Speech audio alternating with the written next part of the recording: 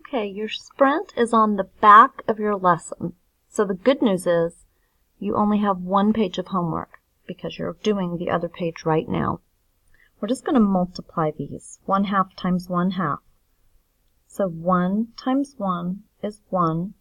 2 times 2 is 4.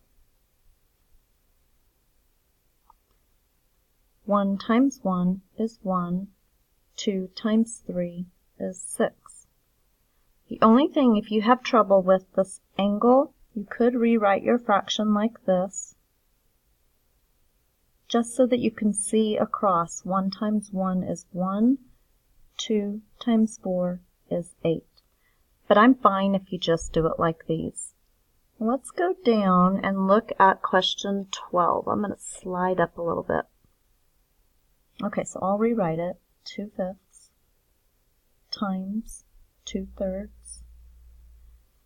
And I'm looking and don't see anywhere that I can cancel. 2 times 2 is 4. 5 times 3 is 15.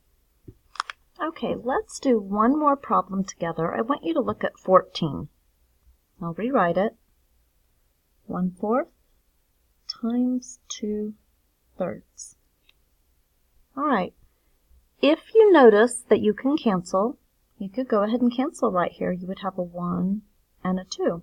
If you don't notice that you can cancel, then multiply 1 times 2 is 2. 4 times 3 is 12. Now we need to reduce.